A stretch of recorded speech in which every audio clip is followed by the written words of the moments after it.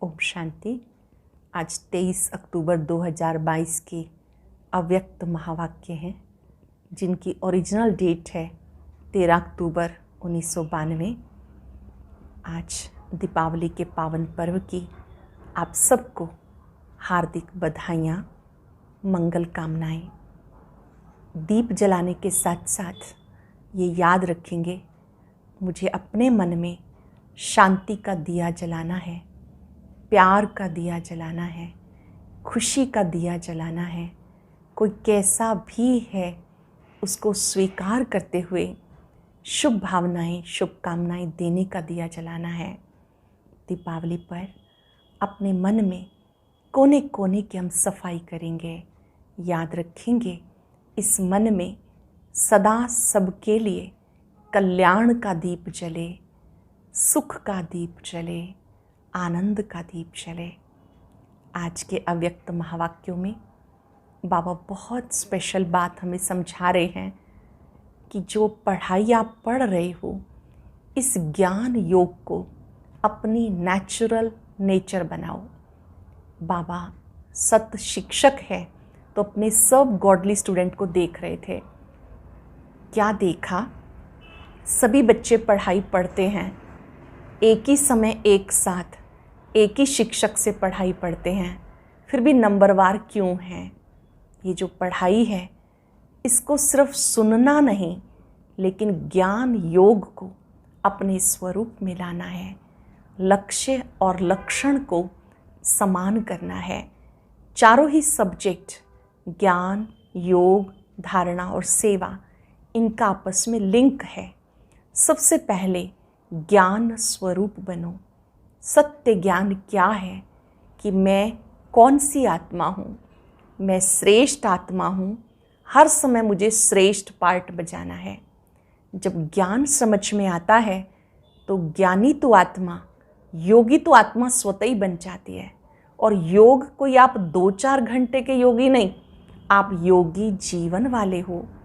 और जिनका जीवन योग युक्त होता है उनकी धारणाएं स्वतः ही मजबूत हो जाती हैं।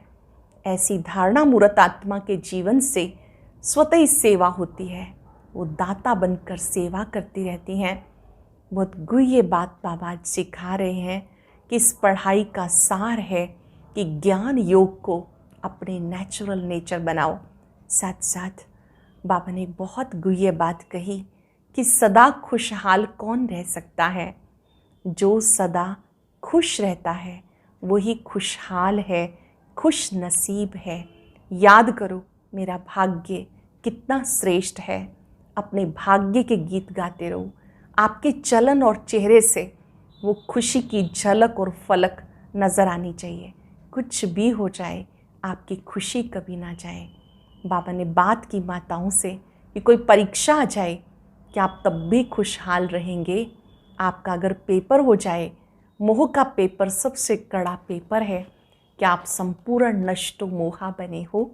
सुनते हैं बाबा के मधुर बोल। मुरली का सार है, नंबर 1 बनना है तो ज्ञान योग को स्वरूप में लाओ। नंबर 1 बनना है तो ज्ञान योग को स्वरूप में लाओ। आज सत शिक्षक अपनी श्रेष्ठ शिक्षा धारण करने वाले गॉडली स्टूडेंट को देख रहे हैं कि हर एक ईश्वरीय विद्यार्थी ने इस ईश्वरीय शिक्षा को कहाँ तक धारण किया है। पढ़ाने वाला एक है, पढ़ाई भी एक है, लेकिन पढ़ने वाले पढ़ाई में नंबरवार हैं। हर रोज़ का पाठ मुरली द्वारा हर स्थान पर एक ही सुनते हैं, अर्थात एक ही पाठ पढ़ते हैं। मुरली अर्थात पाठ हर स्थान पर एक ही होता है। डेट का फ़र्क हो सकता है, लेकिन मुरली वही होती है। फिर भी नंबरवार क्यों? नंबर किस लिए होते हैं? क्योंकि इस ईश्वरीय पढ़ाई पढ़ने की विधि सिर्फ सुनना नहीं, लेकिन हर महावाक्य को स्वरूप में लाना है। अंडरलाइन कर लेंगे, इस ईश्वरीय पढ़ाई पढ़ने की विधि सिर्फ सुनना नहीं, लेकिन हर महावाक्य को स्वरूप में लाना है। तो सुनना सबका एक जैसा है, लेकिन स्वरूप बनने में नंबरवार हो जाते हैं।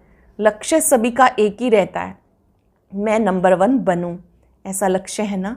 लक्ष्य नंबर 1 का है, लेकिन रिजल्ट में नंबरवार हो जाते हैं, क्योंकि लक्ष्य को लक्षण में लाना, इसमें लक्ष्य और लक्षण में फ़र्क पड़ जाता है। इस पढ़ाई में सब्जेक्ट भी ज़्यादा नहीं है, 4 सब्जेक्ट को धारण करना इसमें मुश्किल क्या है। चारों ही सब्जेक्ट का 1-2 के साथ संबंध है। अगर एक सब्जेक्ट ज्ञान संपूर्ण विधिपूर्वक धारण कर लो, अर्थात ज्ञान के एक एक शब्द को स्वरूप में लाओ, तो ज्ञान है ही मुख्य 2 शब्दों का, जिसको रच्यता और रचना का अल्लफ और बे कहते हैं।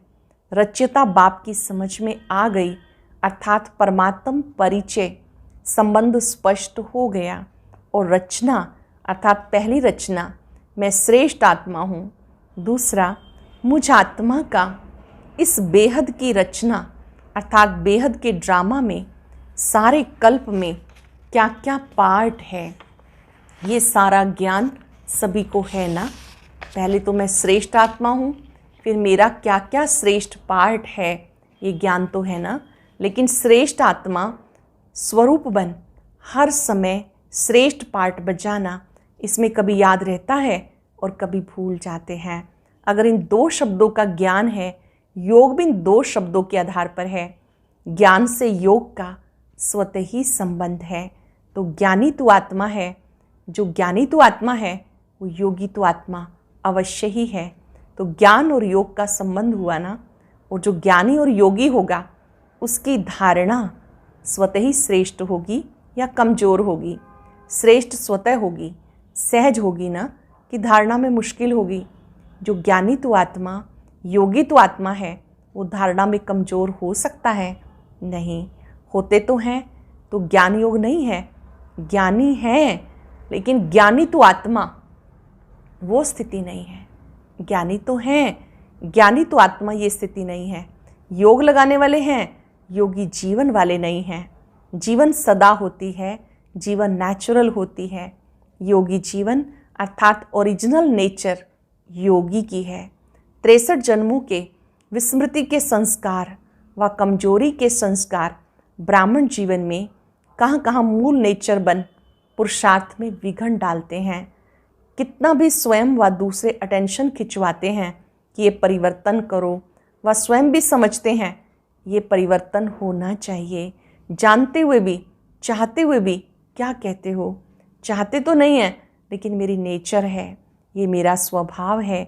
तो नेचर नेचुरल हो गई ना।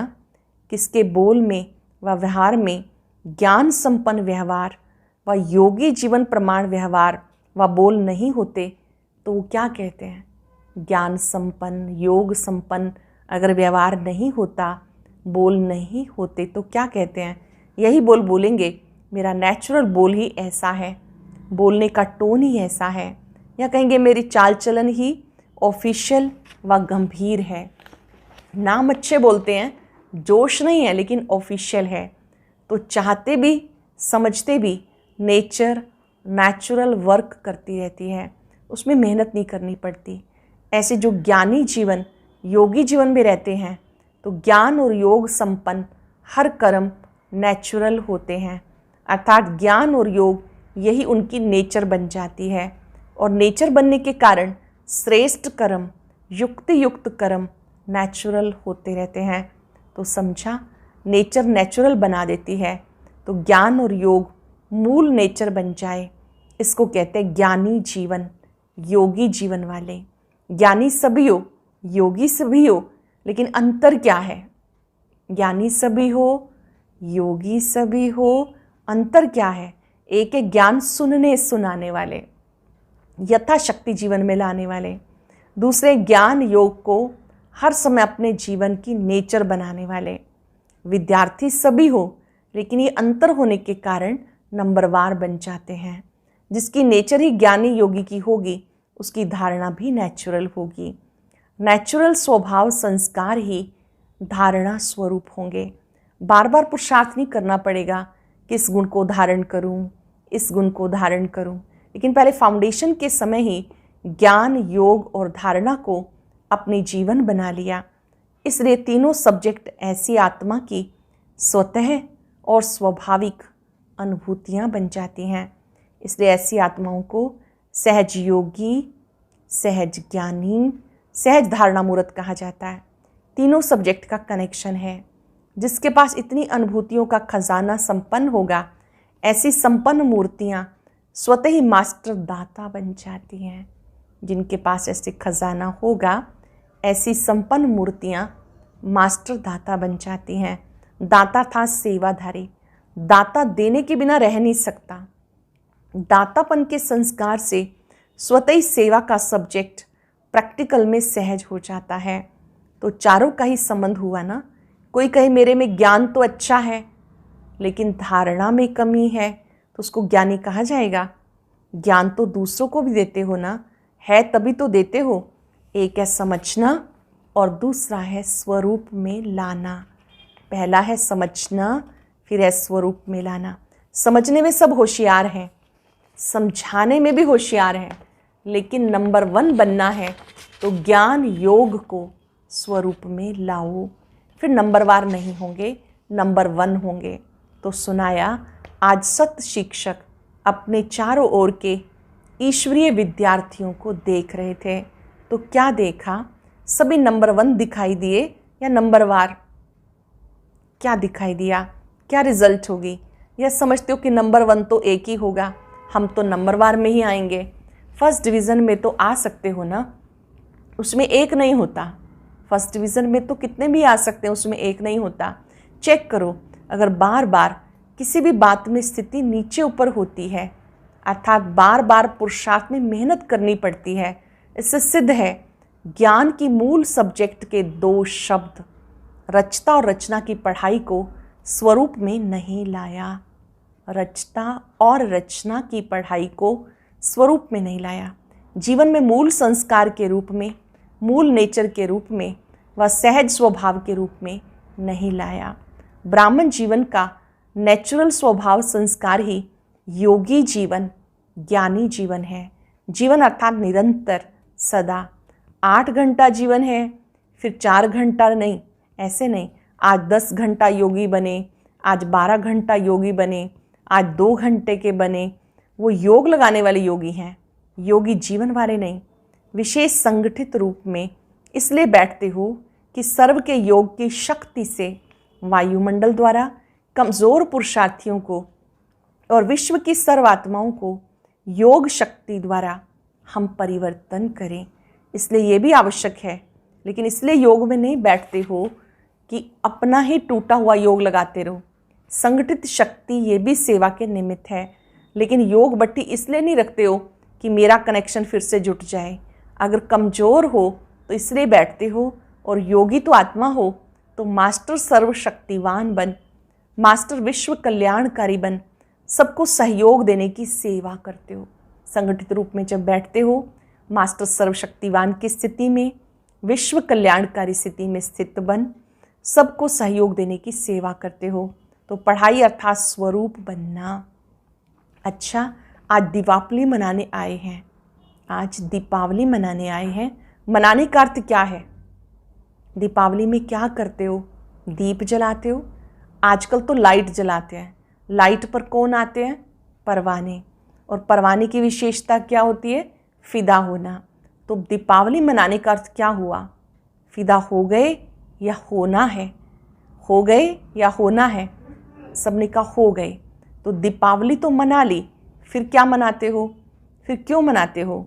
जब फिदा हो गए तो दीपावली मना ली, फिर बीच बीच में चक्कर लगाने जाते हो क्या? फिदा हो गए लेकिन थोड़े पंख अभी भी हैं, उससे थोड़ा चक्कर लगा लेते हो। तो चक्कर लगाने वाले तो नहीं हो ना। चक्कर लगाना अर्थात किसी न किसी माया के रूप से टक्कर खाना। माया से टक्कर खाते हो या माया को हार खिलाते हो?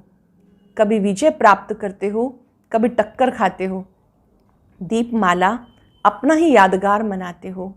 आपका यादगार है ना कि मुख्य आत्माओं का यादगार है? आप देखने वाले हो, किसका यादगार है? आप सबका यादगार है। इसलिए आजकल बहुत अंदाज में दीपक की बजाय छोटे छोटे बल्ब जगा देते हैं। दीपक जलाएंगे तो संख्या फिर भी उससे कम हो जाएगी, लेकिन आपकी संख्या तो बहुत है ना। तो सभी की याद में अनेक छोटे छोटे बल्ब जगमगा देते हैं, तो अपना यादगार मना रहे हैं। जब दीपक देखते हो समझते हो कि ये हमारा ही यादगार है। स्मृति आती है, यही संगम युग की विशेषता है। जो चैतन्य दीपक अपना जड़ यादगार दीपक देखते हो, चैतन्य में स्वयं हो और जड़ यादगार देख रहे हो, चैतन्य में स्वयं हो और फिर जड़ में अपना यादगार देख रहे हो। ऐसे तो जिस दिन दीपावली मनाओ उस दिन ही वास्तविक तिथि है। ये तो दुनिया वालों ने तिथि फिक्स की, लेकिन आपकी तिथि अपनी है। इसलिए जिस दिन आप ब्राह्मण आत्माएं, वही सच्ची तिथि है। जिस दिन आप ब्राह्मण मनाओ वही सच्ची तिथि है। इसलिए कोई भी तिथि फिक्स करते हैं तो किससे पूछते हैं? ब्राह्मणों से ही पूछते हैं। आज सब देश विदेश के जगे हुए दीपकों को दीपमाला की मुबारक दे रहे हैं, बधाई दे रहे हैं। दीपावली मुबारक हो, अर्थात माला माल संपन्न बनने की मुबारक हो। ऐसी सदा जागती ज्योत, सदा स्वयं प्रकाश स्वरूप बन, अनेकों का अंधकार मिटाने वाले सच्चे दीपक, सदा चारों ही सब्जेक्ट को साथ साथ जीवन में लाने वाले, सर्व सब्जेक्ट में नंबर 1 के लक्ष्य को लक्षण में लाने वाले ऐसे ज्ञानी तो आत्माएं, योगी तो आत्माएं, दिव्य गुण स्वरूप आत्माएं, निरंतर सेवाधारी श्रेष्ठ विश्व कल्याणकारी आत्माओं को बाप दादा का याद प्यार और नमस्ते। रूहानी बच्चों की रूहानी बाप दादा को नमस्ते, गुड मॉर्निंग, शुक्रिया। बहुत स्पेशल मुलाकात। खुश नसीब वो जिसके चेहरे और चलन से सदा खुशी की झलक दिखाई दे। सभी अपने को खुश नसीब आत्माएं समझते हो। खुश नसीब आत्माओं की निशानी क्या होगी? क्या होगी? उनके चेहरे और चलन से सदा खुशी की झलक दिखाई देगी। चाहे कोई भी स्थूल कार्य कर रहे हो, साधारण काम कर रहे हो, हर कर्म करते खुशी की झलक दिखाई दे। जो भी कार्य कर रहे हो वो करते हुए भी आपके चेहरे से, चलन से खुशी की झलक दिखाई पड़े। इसको कहते हैं निरंतर खुशी में मन नाचता रहे। ऐसे सदा रहते हो या कभी बहुत खुश रहते हो, कभी कम। खुशी का खजाना अपना खजाना हो गया तो अपना खजाना सदा साथ रहेगा ना, या कभी कभी रहेगा? बाप के खजाने को अपना खजाना बनाया या भूल जाते हो अपना खजाना? अपनी स्थूल चीज़ तो याद रहती है ना, वह खजाना आँखों से दिखाई देता है, लेकिन ये खजाना आँखों से नहीं दिखाई देता, ये आप दिल से अनुभव करते हो। तो अनुभव वाली बात कभी भूलती है क्या? सदा ये स्मृति में रखो, हम खुशी के खजाने के मालिक हैं। जितना खजाना याद रहेगा उतना नशा रहेगा। तो ये रूहानी नशा औरों को भी अनुभव कराएगा कि इनके पास कुछ है। माताओं को सारा समय क्या याद रहता है? सिर्फ बाप याद रहता है या और भी कुछ याद रहता है? वर्षे की तो खुशी दिखाई देगी ना। जब ब्राह्मण जीवन के लिए संसार ही बाप है तो संसार के सिवाय और क्या याद आएगा? सदा दिल में अपने श्रेष्ठ भाग्य के गीत गाते रहो। ऐसा श्रेष्ठ भाग्य सारे कल्प में किसी को प्राप्त होगा? जो सारे कल्प में अभी प्राप्त होता है, तो अभी की खुशी, अभी का नशा सबसे श्रेष्ठ है। तो माताओं को और कोई संबंध याद आते हैं? कोई संबंध में नीचे ऊपर हो, मोह जाता है? मोह सारा खत्म हो गया? जो कहते कुछ भी हो जाए मेरे को मोह नहीं आएगा, जो कहते कुछ भी हो जाए मेरे मन में मोह नहीं आएगा, वो हाथ उठाओ। अच्छा, मोह का पेपर भले आवे, पांडव नष्टो मोहा हो, व्यवहार में कुछ नीचे ऊपर हो जाए फिर नष्टो मोहा हो। अभी भी इन बीच बीच में माया पेपर तो लेती है ना, तो उसमें पास होते हो, या जब माया आती है तब थोड़े ढीले हो जाते हो? तो सदा खुशी के गीत गाते रहो। समझा? कुछ भी चला जाए लेकिन आपकी खुशी कभी ना जाए। चाहे किसी भी रूप से माया आए लेकिन खुशी ना जाए। ऐसे खुश रहने वाले ही सदा खुश नसीब हैं। सदा खुश रहने वाले ही खुश नसीब हैं। अच्छा, अभी आंध्रा और कर्नाटका वालों को कौन सी कमाल करनी है? ऐसी कोई भी आत्मा वंचित ना रह जाए। हर एक को संदेश देना है। जहाँ भी रहते हो सब आत्माओं को संदेश मिलना चाहिए। जितना संदेश देंगे उतनी खुशी बढ़ती जाएगी। जितनों को संदेश देंगे उतना आपकी खुशी बढ़ती जाएगी। बहुत सुंदर वरदान। उमंग उत्साह के आधार पर सदा उड़ती कला का अनुभव करने वाले हिम्मतवान भव। उमंग उत्साह के आधार पर सदा उड़ती कला का अनुभव करने वाले हिम्मतवान भव। उड़ती कला का अनुभव करने के लिए हिम्मत और उमंग उत्साह के पंख चाहिए। किसी भी कार्य में सफलता पाने के लिए उमंग उत्साह बहुत ज़रूरी है। उमंग उत्साह नहीं तो कार्य सफल नहीं हो सकता, क्योंकि उमंग उत्साह नहीं तो थकावट होगी, वो कभी सफल नहीं होगा। इसलिए हिम्मतवान बन उमंग उत्साह के आधार पर उड़ते रहो तो मंजिल पर पहुंच जाएंगे। हिम्मत उमंग उत्साह के आधार पर उड़ते रहो, मंजिल पर पहुंच जाएंगे। स्लोगन है, दुआएं दो दुआएं लो, यही श्रेष्ठ पुरुषार्थ है। दुआएं दो दुआएं लो, यही श्रेष्ठ पुरुषार्थ है। आज दुआओं का दीपक बन पूरा दिन प्रकाशित करते रहें सबको। जो भी मिले उसके लिए दिल से दुआ करें। दुआएं वो धन है जो आत्मा को माला माल बना देती हैं, खुशहाल बना देती हैं। जिसके पास दुआएं हैं वो आत्मा सदा प्रसन्न रहती है। जिसके पास दुआएं हैं वो आत्मा भरपूर रहती है। कोई कैसा भी है, मेरा कर्तव्य है दुआ देना।